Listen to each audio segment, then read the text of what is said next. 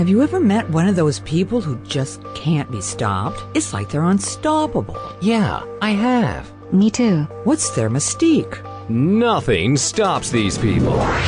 Don't stop. Welcome to Mission Unstoppable with Coach Frankie Picasso. You're about to meet some of the most amazing people. Stop. Don't stop. They've accomplished their goals despite insurmountable odds. They beat adversity, physical hardship, and traumatic events, and emerged triumphantly. They're people just like you and me, and they're winners. Are you unstoppable? Here's Hello Frankie there, to and show welcome you how. to Mission Unstoppable. What is going on here? Oh my goodness. iTunes wants to play badly today. Oh my goodness gracious. Well, as always, you know, there's always something going on, live radio. Well, hello and welcome again to Mission Unstoppable Radio and now TV on Facebook Live. Today we're going to be talking about relationships, especially those difficult ones, the ones that come with lots of drama, manipulation, and the ones that take away our self-esteem. My guest today is Dr. RhobertaShaler. She is also known as the Relationship Help Doctor. As a relationship consultant, mediator, speaker, and author, Dr. RhobertaShaler provides urgent and ongoing care for relationships in crisis at home and at work. Even in the United States, Marines have sought her help. That's saying something. I can't wait to hear about that story. Dr. Shaler focuses on helping the partners, exes, and adult children of the relentlessly difficult people she calls hijackals. I love it. She offers strategies for dealing with the constant uncertainty and jaw-dropping behaviors of toxic people. She is the author of 16 books, including Escaping the Hijackal Trap and Stop, That's Crazy Making, and How to Stop Playing the Passive-Aggressive Game. Please welcome Dr. RhobertaShaler to Mission Unstoppable. How are you? I'm really well. Thanks for having me, Frankie. Oh, what a pleasure it is to have you here today. I'm really excited to talk about all of the stuff that you do. And saying that, because it is Mission Unstoppable, and you didn't just become unstoppable, you know, at this point in time in your life, I want to go back to little RhobertaShaler, who did you think you'd be a psychiatrist? Did you think you'd do relationships? What were you playing with, and what did you think you would grow up to be? Well, I was planning to grow up to be a medical doctor. Oh, okay. And I followed that plan until I was just about to go to medical school when another plan intervened, which was motherhood. So I switched to psychology. Okay. Very good. Yeah. All right. So, life often, they say fiction covers life covers fiction, but in your books, which are nonfiction, your life obviously, some of your life is glimpsed in there, and one of the glimpses was the hijackal parent that you had, and maybe that's why it's so important to you to write about this and keep writing about it, because you want to hit that home point. You want to get that point home, I should say. Did you walk on eggshells with mom? Did you have to do that? Oh, I did. I don't know that my feet ever touched the ground. It was so trying. Wow. Yeah, I mean, you're absolutely right, Frankie. That's one of the reasons that I do the work that I do. But it wasn't just mom. My father's family was an entire layer of hijackals, the most horrible people I have ever known in my life. And my mother, God bless her, she apparently was a lovely person, but then she had what they called in the day a nervous breakdown, and they gave her electroshock therapy. And when she came back, she was a hijackal, and irretrievable hijackal. So I was surrounded by them, and I was an only child, just to make it more fun. No. So I've got like hijackal dung coming at me all day long. And so yes, and it took me a long while. So for everybody listening or watching, it can take a long while before you realize what happened to you, how it's affecting your life every day, but how it's affecting your relationship choices and what you're willing to put up with. And that's the key. What are you willing to put up with? And being able to recognize it too, because it is difficult to recognize when you're in the midst of something. But these people that you call hijackals, let's describe them. I mean, I have a definition, and I think that'll help. Hijackals are people who hijack a relationship, any relationship, for their own purposes, and then they relentlessly scavenge it for power, status, and control every day. oh, wow. Okay. Yeah. And you can be in a relationship with a hijackal, and they will be the scourge of the earth at home, and out in public, they will just be so lovely. And that's what makes it difficult, because all these horrible things are happening at home. And when you go to tell somebody about them, they say, oh, how could you say that about that person? They're lovely. Well, they're not. But that's what hijackals do. So it's very important to know that you're not nuts. It happened to you. And when you speak about it and nobody can understand, then you need to speak to someone who can. You know, I'm going, yes, I identify with that. I mean, I was probably married to a hijackal. He was an alcoholic, and you say that a lot of them are addicted, have addictive Right. personalities. Mm-hmm. But I do remember people saying, oh, he's the greatest guy. You've got the greatest guy ever. Yeah. Oh, he's so funny. He's so this, he's so that. And at home, he was like totally different. Totally None of that. None of that at home. None of that at home. As a matter of fact, we all, like you said, you know, this is somebody that one day acts this way and the next day acts that way. It's a Jekyll and Hyde personality, and you don't know who you're going to get in any given moment. And that's the scariest part, really. Well, that is the scary part. And the thing is that because they'll behave differently with the person that they say they love the most, then you know that you are always, as you said, walking on eggshells, but you're walking on a high wire over some really dangerous territory. And you're always on edge because, as you said, you don't know who you're going to get. If they really want something from you, they're going to be doing what we call love bombing. They're going to be all over you, and you're the best thing since sliced bread. And then when they get what they want, you go back into the useless pile.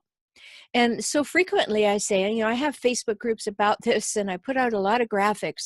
And often I will remind people, hijackals don't have love to give you; they have uses for you. Ooh, that's important. Mm-hmm. Yeah, I have to make a mental note of that one. They have uses for you, because they trap you. And I can see how your mother, you know, would end up going for electric shock therapy, because she was, no, you know, I mean, I don't know this woman, and I'm sure she was lovely before it happened to her, but you know, this person manipulates your mind. They make you believe that something is happening that's not happening, or is happening that hasn't happened, that you are this or you're that. And you go crazy. You go, you know, is it me? Is it them? And everybody, when everybody out there is going, he's so amazing, she's so amazing. And you're going, no, they're not. No, they're not. You know, my dad wasn't a hijackal. My dad was an extreme passive aggressive. The rest of his family were overt hijackals, horrible. But my dad wasn't. He was this quiet guy who raged inside but never said boo to a goose, right? Yeah. So he didn't cause the problem with my mom. That was something that happened entirely internal to her. And there had been problems in her family similar before. So it wasn't that, but what it was when she came back, she kind of fit in. Yeah. And so now she's one of the pack. And oh, wow. So aside from walking on eggshells, what was life like for you as a little girl? Like, well, the thing about hijackals is they're highly competitive. So when you're cute and lovely, everybody's giving you attention. So the hijackal is happy. But then as you begin to develop words and will and things like that, then we start to get the clashes. And when that starts happening, it becomes a competition. So a hijackal parent will be in competition with a 4-year-old, right? mhm. And so you get that all the time. Now, my saving grace, Frankie, is that I happen to be bright and I happen to be talented. So I got a lot of leeway from the hijackals because I was always performing. I would either be playing the piano or singing or getting really good grades. I was lucky. If somebody doesn't have that, you're just going to get squashed on a daily basis. And of course, not being too shabby in the brains department, I would stand up to them and I would argue with them and I would demonstrate logic. And I remember one day I was 15 and my mother, you know, she had this big feisty sort of way to her. And she came home and she said, well, I really took the wind out of her sails. And my 15-year-old said, I don't know why you waste your energy. Why didn't you take your sail out of her wind? Oh, you don't do that to a hijackal. You know, so I was fortunate. I had some ways of coping That didn't mean that I got out of it unscathed. Didn't mean that all the subconscious things that happened in my early life were not there and had to be dealt with as they have to be with everybody. But at least I could see some of the forest for the trees. I could see that they were behaving badly. I could see that they were lying and manipulating. I could see all of that, and I would call them on it, which didn't make my life happy, but they didn't hit me because they couldn't. It So was they're faster. competitive people. Yeah. Now, if you had, if it could have gone another way, it could have been you're playing the piano and they go, oh, you're amazing, Roberta. It's like, what a wonderful pianist you are. And in the next minute, like, you're a piece of crap. Don't even Oh, play they did again. that. Don't play again because you can't even play. Oh yeah, no, they wouldn't do that because, the playing was like top of the realm. But at least twice a week, my mother would say to me, it's a good thing you're smart because you're fat and ugly. Oh, So they get you somewhere else. yeah, they're going to get right. you. They're going to have the gotcha. Yeah. They're going to find the soft spots, the sore spots, the vulnerable places, and they're just going to shove their little ice picks in there. Wow. So how do you tell them, and I know that in the book you talk about don't label people, but how do you tell this personality from a different kind of personality that seems very close to it? Okay, let me say what I said about not labeling people is this. I said, don't go to the Google Goddess, put in your description of what you're experiencing and have the Google Goddess say that person is a narcissist or a sociopath or a borderline or a psychopath or a narcopath. That's the label I'm talking about, because unless that person goes and is actually diagnosed, it's a bad idea. A bad idea for you to play psychologist or psychiatrist, because what you do is you put a label on them and now it's all about them. Right. They're no good. They make life difficult. Them, and you don't do your own work. So that's why don't label. But how are you going to recognize them? Number one thing, they always have to win. So whether you're deciding as where we're going for dinner, or where we're going on vacation, or how we're going to spend our money, or who was right about predicting the outcome of the Super Bowl, they always have to be right. And if circumstances prove them wrong, they will immediately say that you misheard them. They didn't say that, all of that, So the narrative changes along with the outcome of whatever they need it to be. So they're very good at changing dialogue. Absolutely. And they will change it in a heartbeat. I never said that. I watched a politician being spoken to, or I heard the other day, and a piece of tape was being played. And the person said to the politician, here's a piece of tape that you said that. And the person said, oh, no, I never said that. So wisely, the interviewer said, well, here's another piece, played another piece of tape of that person. And the person being a hijackal then couldn't say, I never said that. So they said, you media people are always getting it wrong. You're always on my case. And they started to attack. Supreme hijackal in that situation. Yeah. Wow. Has to win. Has to be right. Yeah. Are they that clever that they can... Are they that clever that they actually manipulate and think about it beforehand, or is this just part of their personality that they can just do it on the fly? Yeah, they do it on the fly. Yeah. I mean, if you think about it, it's like being backed into a corner with a tiger for them every moment. They got to win, they got to win, they got to win. They're always on the defensive. They're always on edge. They're always coming out at you. And so they do it on the fly. And let's say something compassionate about them. They didn't choose to be this way. When you say, well, you're so awful, it's not like they woke up one morning and said, I think I'll be a hijackal. Yeah. They came from three things. First of all, you can have DNA markers for it. There's brain chemistry issues, and there's their environment that they came from. And they didn't have a chance, right? The ones that find themselves in prison, they never had a chance. Some people have a little bit of a chance because they can choose some better behaviors. And then there's a third category of hijackal that I found. And this is just me saying this, but I know people in my practice, and I have people from all over the world because I work by video, who have never, ever thought that they could change and get another skill set. They have this one skill set that they hit everything with, and when it doesn't work, they're completely bewildered. And they, you know, I found that, you know, I think of a man in my practice, he just cries, I don't know how to do it. I don't know how to do it differently. And so we're slowly going back, and it takes a long time. Where did these pieces come from? You know, is this what you think? Yes, it's what you think. Is this what you want to think? Does it get you the result you want? No, it doesn't. Okay, we have to change this. And I always tell my clients, we're going to do the self-improvement samba, because it's going to be 2 steps forward and 1 step back. I like that. I like that. And it's a slow thing, but there are some people who just need another skill set, and they've been so afraid to say, I need another skill set, that they've been hitting the world with the skill set that doesn't work. But then, as I say, on the other end of the spectrum, there are people who would never, ever for a moment admit that anything was anything less than perfect within them. So they also have this love-hate relationship with the people that they love, right? So it's like, I love you, but I hate you. I remember my ex saying, you know, how much he hated me. And I go, if you hate me so much, why are you still here? Yeah. Why are you Makes still sense. here? Go away. Go. I go, really, I'd love for you to leave, right?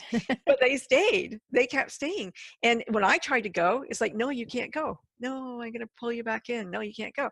So what is it? They need the audience? Do they desire love so badly that even though they can't help themselves but be bad towards you, they still think you'll stick around? It's okay. What these people need is what we call supply.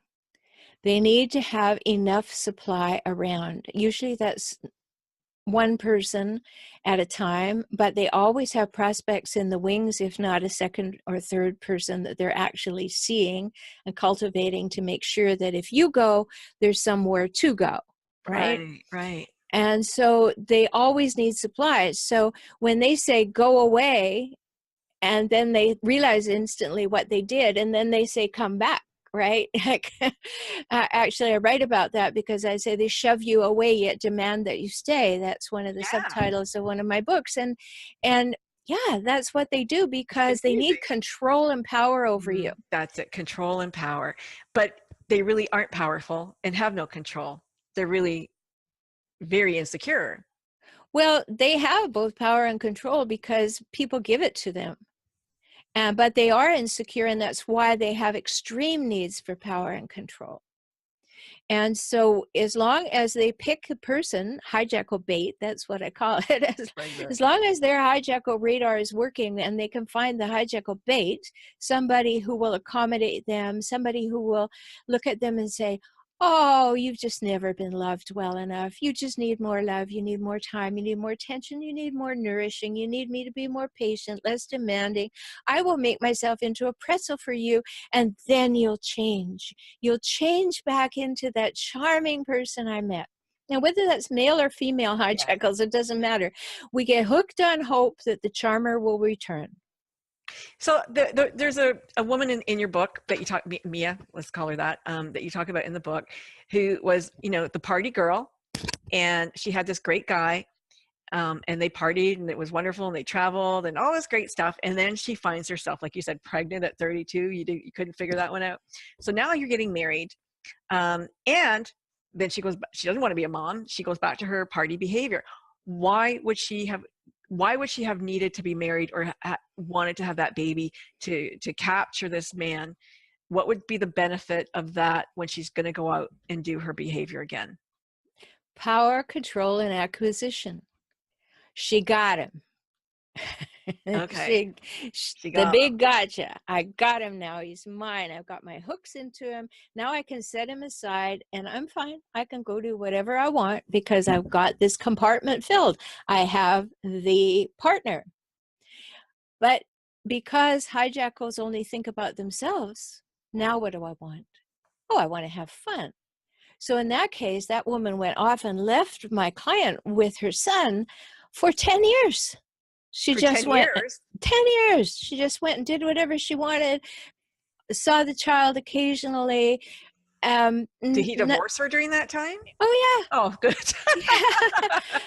And then all of a sudden she popped in and wanted the child again. Like somewhere out here, the supply dried up. So now we're going back to find the previous supply where, you know, we always have that idea, it seems, particularly dysfunctional people or people who have never been loved in their lives. They have an idea that a child will provide unconditional love. That child will always love me. Well, it's not true. You know, children don't love No, people not, who are horrible. yeah, they don't know people who've gone away for 10 years either. So she popped back in and wanted custody. And in her mind, she thought that this child would love him. She thought that the husband would give her custody. She thought everything would be, hey, I'm the mom. That's okay. Like, Yeah. So in their head, is it like a chemical thing in their brain that's just off, that doesn't feel any shame or morality, or do they feel shame in a sense of No, they don't? no, you know, if they're, like I told you, the three kinds, the dyed-in-the-wool, the maybe learn some skills on the surface, and then the ones who need a new skill set. But she's a dyed-in-the-wool.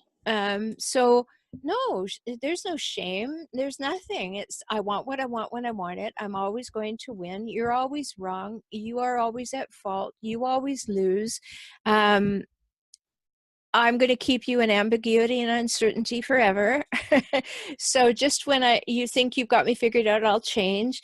I mean, they have all of these characteristics. Actually, I have a program called Seeing the Cycles, and it's a program that you just work on yourself. It's a self-study program. It's available for relationship help, because what you're hearing is, how do I see what's going on? Then you need all these examples. So there's, I don't know, 13 videos over there, and you know, that I've made, and you can learn all about this. But it's important, because if you were raised by a hijackal, you lived with one, you loved one, you left one, you need to know what was theirs and what's yours.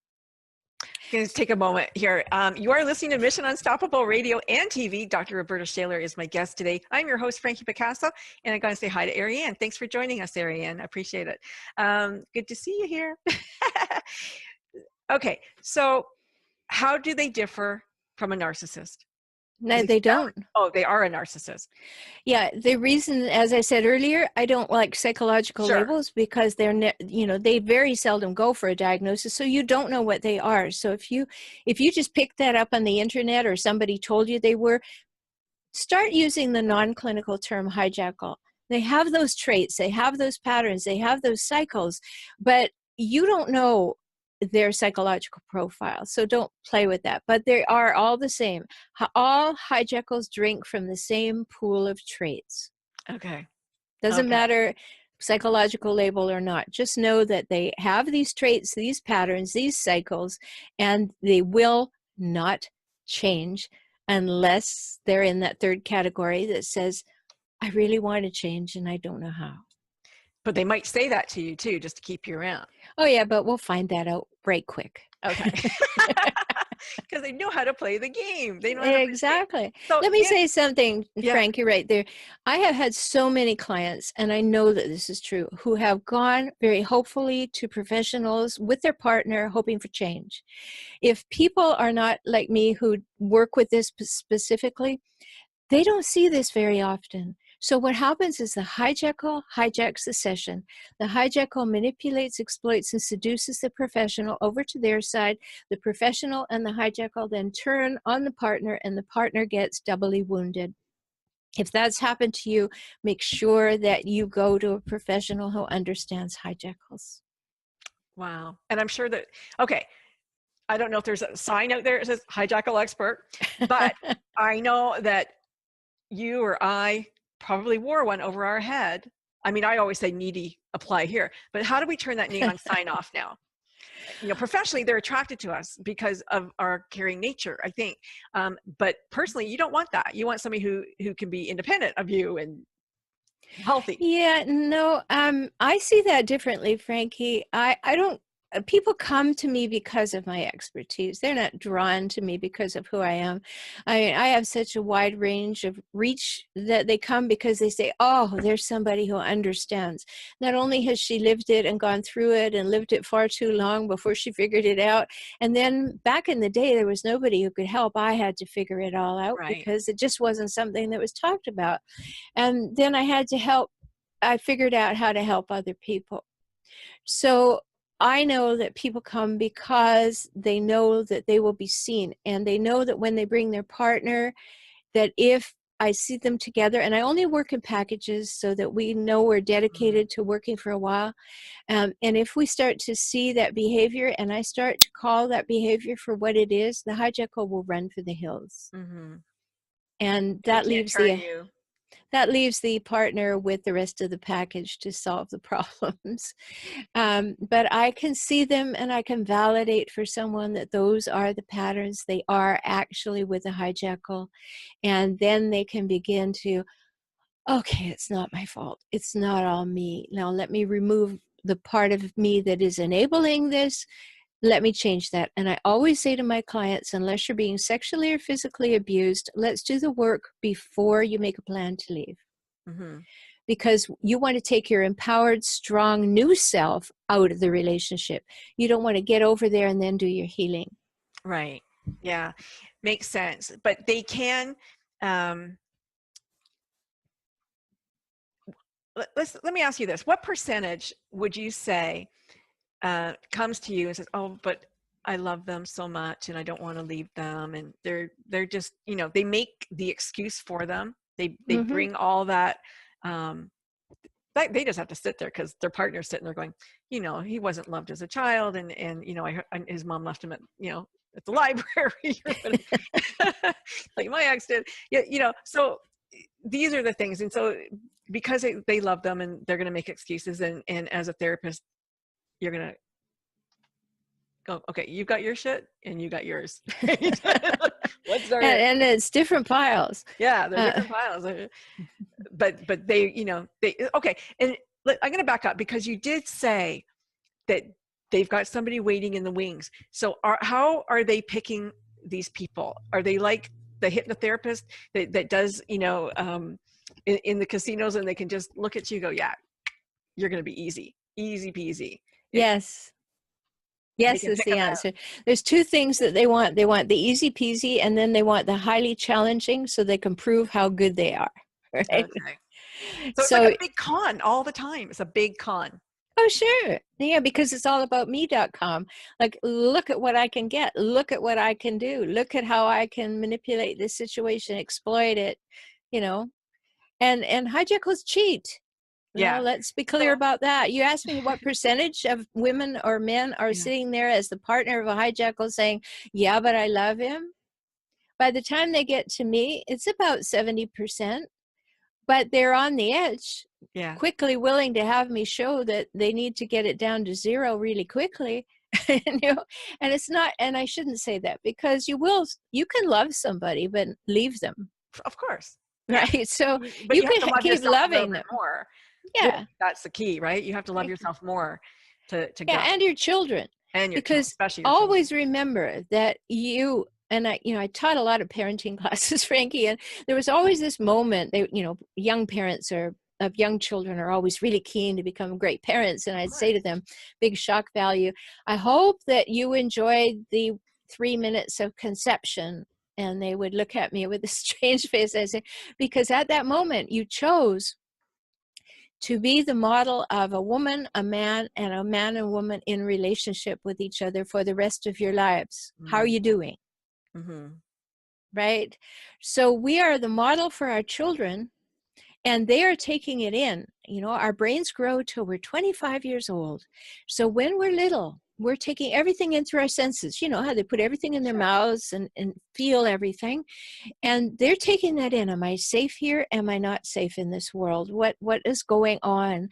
And they're learning this. How do you keep the giants happy? How do you make them not angry?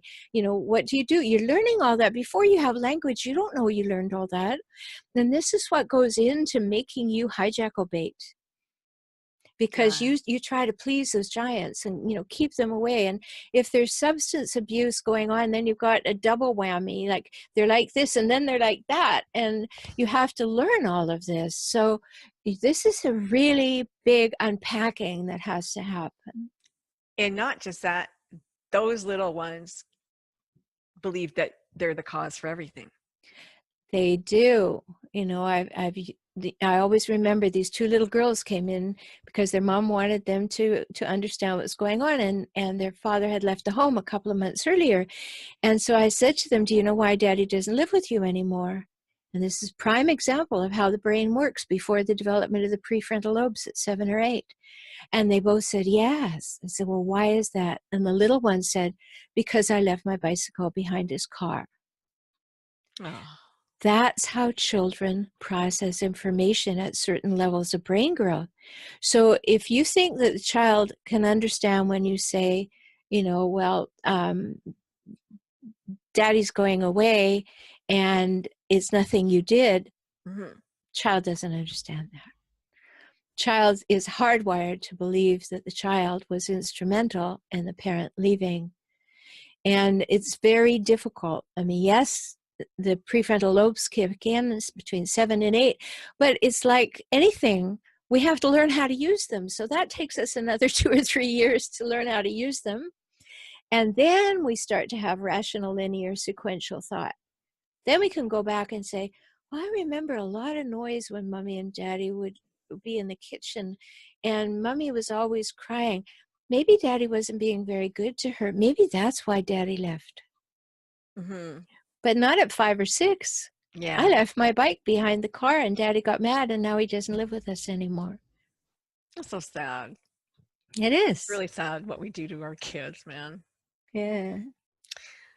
So would it be best for the children, even if the parents, you know, work it out, for him to go anyway or she to go? Oh, there's the $1 million question. Here's the thing. And this is why I always tell people, do your own work first. Because you're the only one who can calibrate what's going on in your relationship. There are certain times in a child's life when separation is not as difficult as others. However, here's your big question. Here's your razor's edge. When you're there, you can hear and see everything that is said and done to the children. If you leave, yes, they don't have the model of the hijackal, but the hijackal has them up to 50% of the time when you don't see and hear what's going on. And you can't do anything about that. Mm-hmm. So each case is different, Frankie. We've got to think about it for each person. Okay, you make the changes, you do different strategies, you get healthier, you get more empowered and stronger, and then you do what you do in your relationship. You see what happens. If we can make a difference, then you can make a good decision. If you do all of that and it makes no difference, in fact, the hijackal gets worse, then you have to calibrate this. But I also advise people on how to know when to go and when to stay, and the whole divorcing process, because the courts are not good at seeing hijackals. Okay. So question. I do my work. I become, you know, more powerful, able to stand up for myself. I'm not going to take your crap anymore. I'm not going to walk on eggshells. I'm going to be me in my relationship because I live here. This is my home. Yay, yay for me. Yeah. Now my hijackal, I'm too much of a, too much work now. Yeah. He can't reel me in anymore, or she can't reel me in anymore. So are they just going to walk off themselves? No, they have too much because now you invested? become a challenge, you know, Okay. and now they, I mean, remember, their number one thing is to win. Right. So if Okay. you're walking away, they got to win, right? And if they can't win with charm and manipulation, they will win by threat and intimidation, Okay. right? Yeah. And they are charming. They're very charming. Yeah. Oh, they can turn it on. And that's the thing. Remember how they got you in the first place? You are hooked on hope that that person's coming back. So every time that they put on the charm, that person seems to be showing up and you think, oh, they're There they are. changing. Oh, they get it. Oh, this is going to work. And your hope is larger than your memory of the pain. So, I mean, okay, I'm going to go back to the beginning of the book where you talk about you've done this work, you met a great guy, he said something, you went, he's a hijackal. Oh my goodness. And yet you took the bait. You took the bait and you didn't say anything, and you went on with the show. Was he that amazing that you went on with the show? It was so familiar, it felt like home. Like, what was it? What do you think it was? Both those things. And okay, so first of all, it's going to be you're going to be comfortably uncomfortable with the pattern, but it's so familiar that you think, oh, I know this one. Then you have the hope factor. Then you have the skill of the hijackal. And this happened to me. And you had skill. You had skill. And I had all this information. And this guy's reeling me in, and we're sitting on a bench in Granville Island in Vancouver, and he turns on the tears. Now, hijackals can turn on tears on a dime. He turned on the tears and he started saying, well, I don't know if I can be with the person who did this. Like, I did this tiny little thing he didn't like. And my brain is going, oh, I didn't have the term hijackal. I only created that in 2015. But my brain is going, oh, passive aggressive crap, right? Oh, you're not really upset. You're trying to manipulate me. And my brain's doing all of this. But my old self is saying, yeah, but you're thinking about moving in with this person, and you're changing countries, and you're thinking about all this. And which is going to win? And the actual fact was that the wrong one won for a while, until I saw a couple more iterations of the behavior. And that, no, we aren't having any of that, because they can be highly attractive. Right. Right. Yeah. Now, in this case, this man told me that, he'd owned a real estate company, he owned all of this and everything. I found out that none of that was true. He had no credit. He had the money he had in his jeans, and he had lied about everything. So you just have to Did really... you run for the hills then? Yeah. But then you really have to be willing to ask the tough questions and question the answers. If you're smart, if you're meeting somebody and there starts to be red flags, take off the rose-colored glasses, because it's hard to see red flags with rose-colored glasses.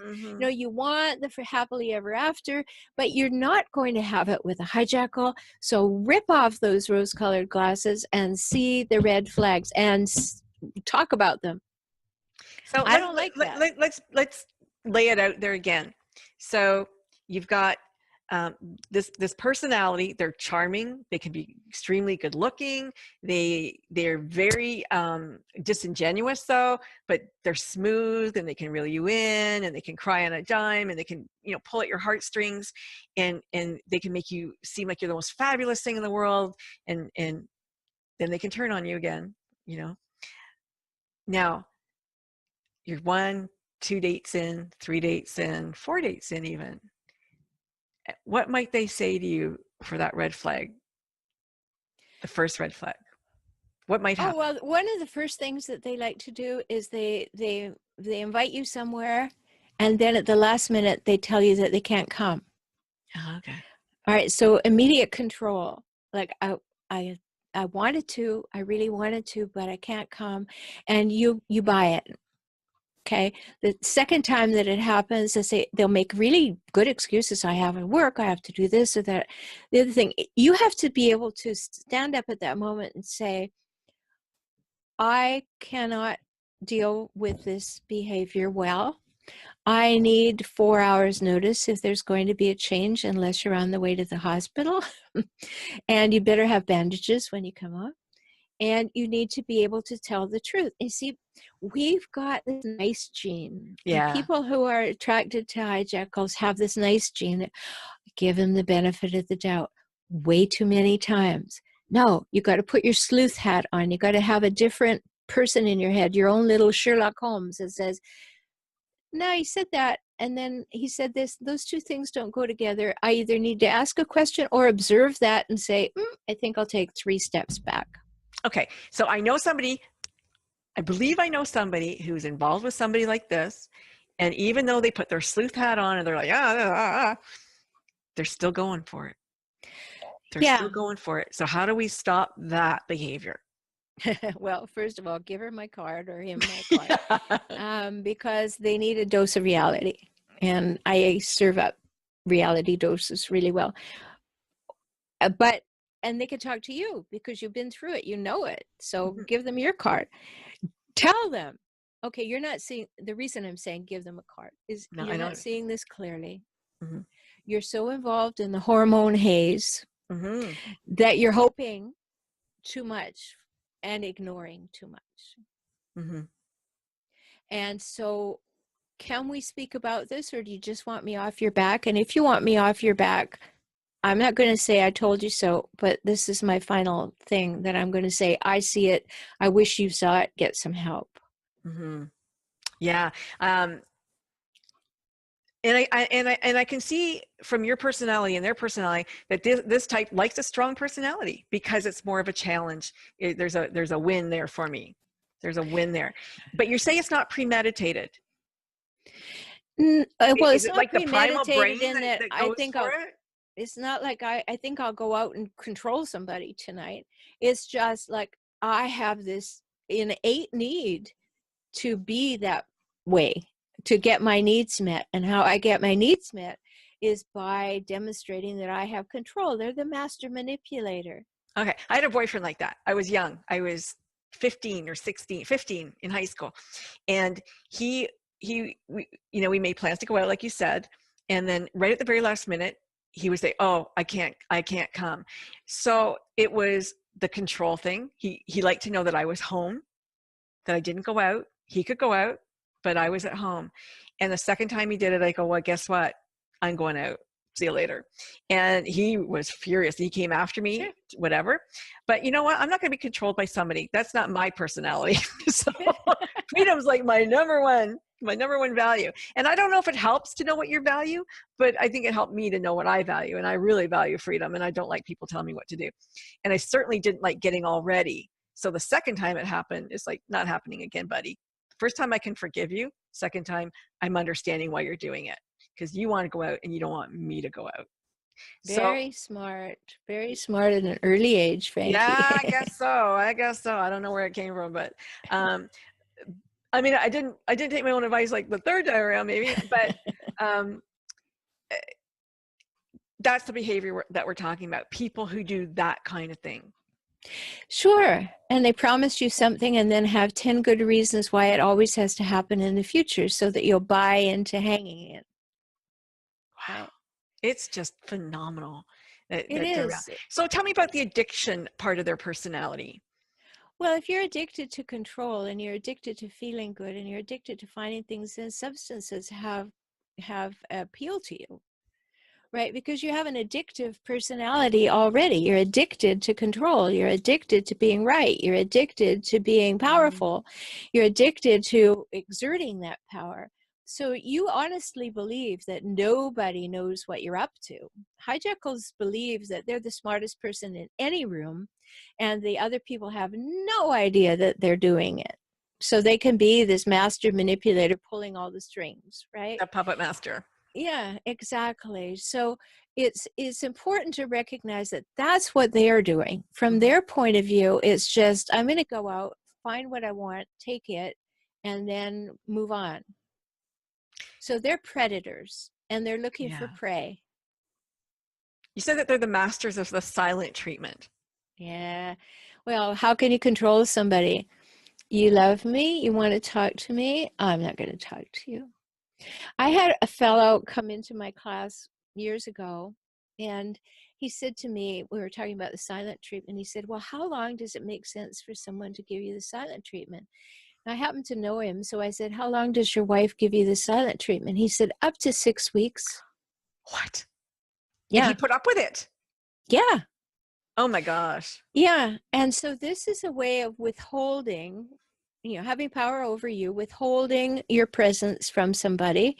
And then that makes them want to run after you and apologize, and I'll do whatever you want. And because I hate it, because we're born with two fears, two innate fears. One is the fear of falling. And we all know that one, when you fall asleep and then you can catch yourself. But the other is the fear of abandonment. Because we're not like cows and horses. We don't get spit out of our mothers, licked off, and then we jump up and run around the meadow. We're a blob. We know we're a blob. We can't move. We can't feed ourselves. We can't do anything. So we innately know that we can't be abandoned. So what does a hijackal do? Plays right into the abandonment. Like, I'll just move away, or I'll just withhold myself from you, or I'll fall silent. And now you're abandoned. And you will want to come scurrying back and saying, please, please, please, please like me. Right.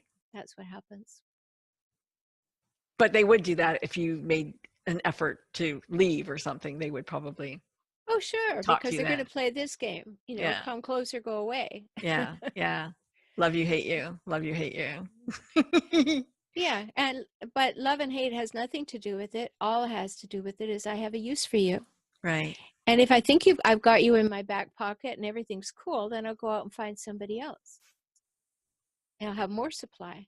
So affairs are something that are Oh, common? sure. Lots of affairs. They'll always have somebody in the wings, either a prospect or somebody they're already engaged with.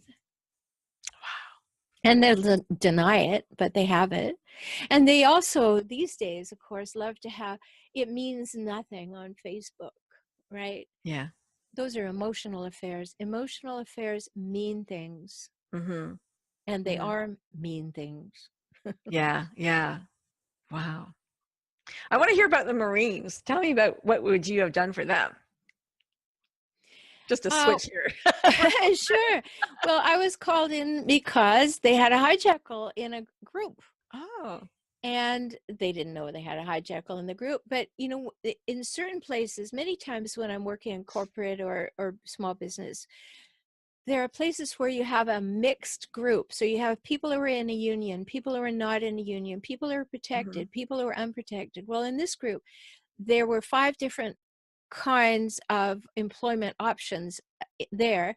And there was one hijackal who was in a protected group. So you couldn't get rid of her.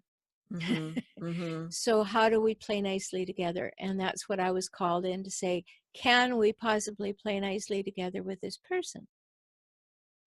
And how can we learn to play nicely together with other people like this?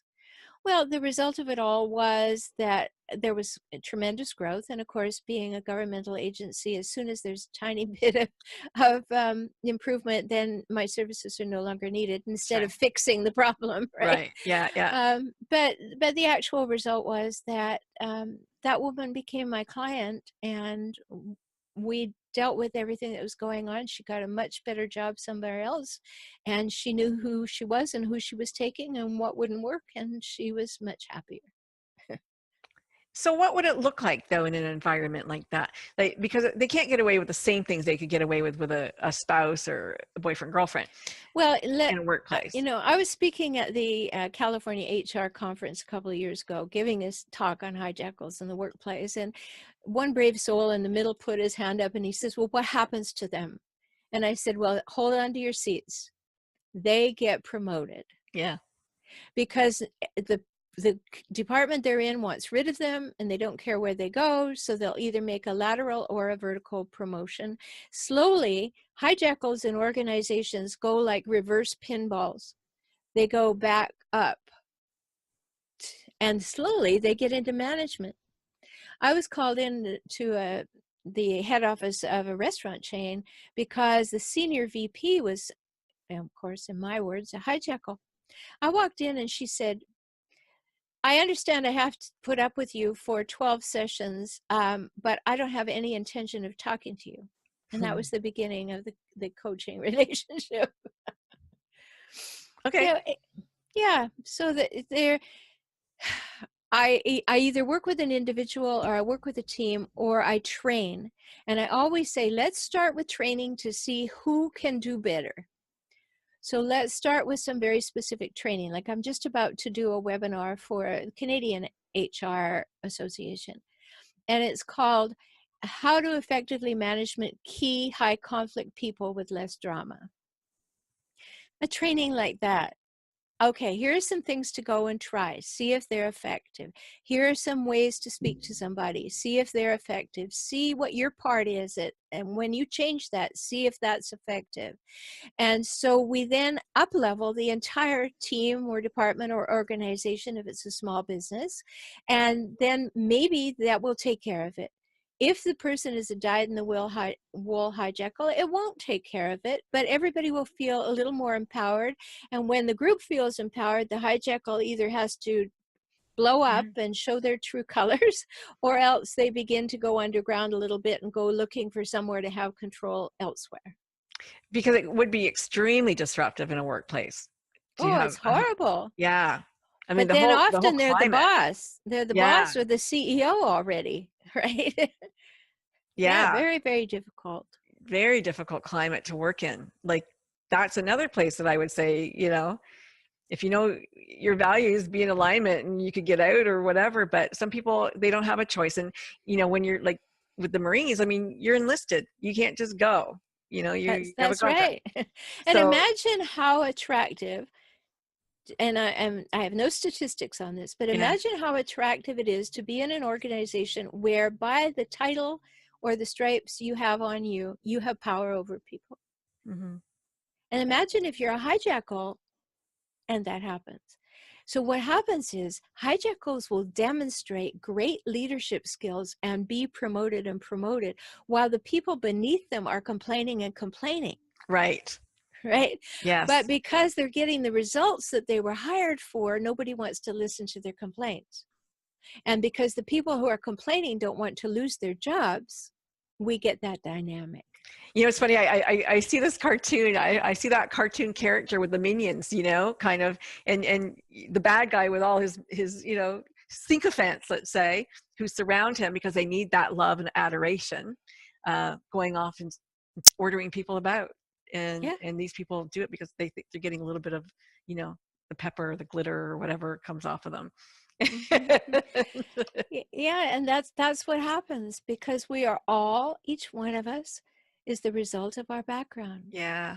Wow. And whether our background has included awareness and making changes and becoming wiser, or we're still operating from our original programming, that's our choice. So if somebody's listening and they go, you know what, I recognize myself. I don't like it. I really think I want to change, but I don't know if I'm 1, 2, or 3. Only 3 will be having that thought. Yeah, I guess so. The other 2 will be going, hell no, that's not me. That's not me. Untouchable. Yeah. Okay. So 3, if you're listening, you can be helped. Call Dr. Shaler. The rest of you, you're on your own. Sorry. No, they're not even listening. They turned it off, and the first thing, oh, this has nothing to do with me. So you're not a hijackal if you're still listening.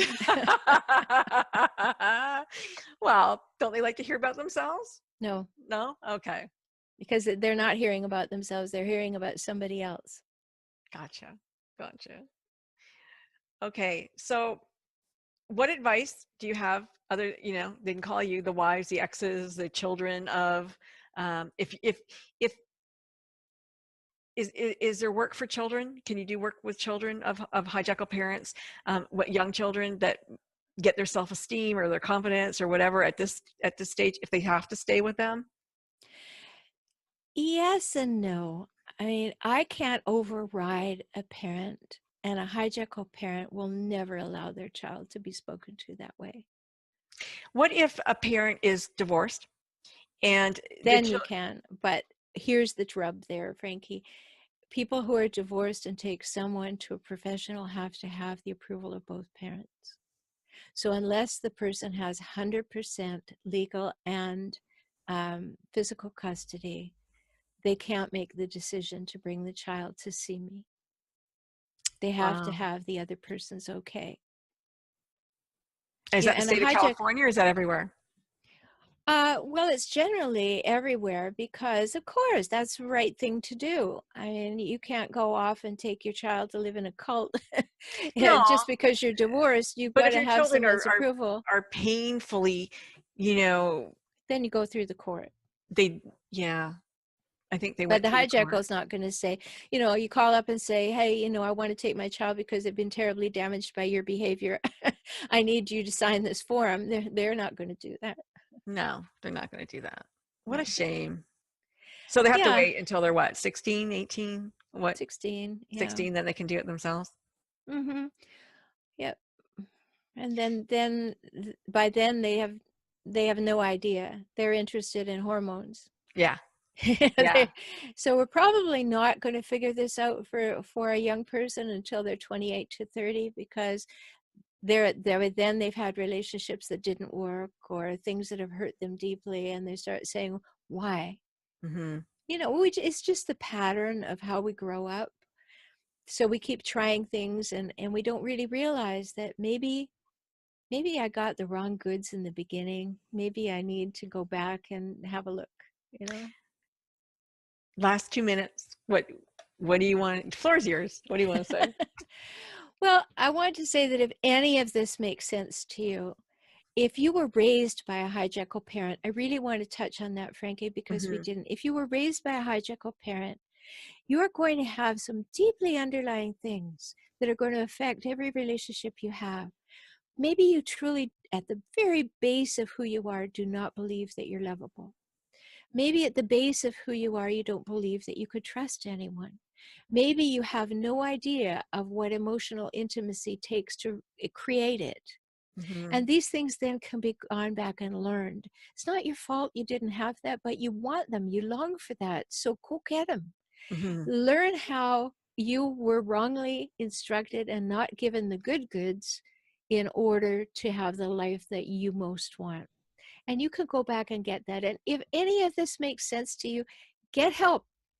You can't see this yourself. Give out your website, please. For relationship help, FOR relationship help, HELP.com. And also, if this is sounding familiar, go to hijackals.com and get my free download, How to Spot a Hijackal.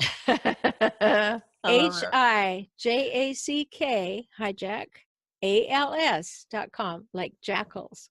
Mhm. Hijackals, right? Hijackals. That's a great name. How did you come up with that? I just wanted a non-clinical term that described the way these people behave. And I have a wonderful partner in my life, and he and I think well together, and we just kept at it till we found it. Awesome. So, Dr. Roberta Shaler, thank you so much for being my guest today. And thanks to each and every one of you who were watching us. I hope you enjoyed our show. I'm sure you did, because it was pretty amazing, I thought. I think so too. Yeah. Thank you. We'll see you. I'll see you actually later today. I have another show. Talk to you guys later. Bye. Bye.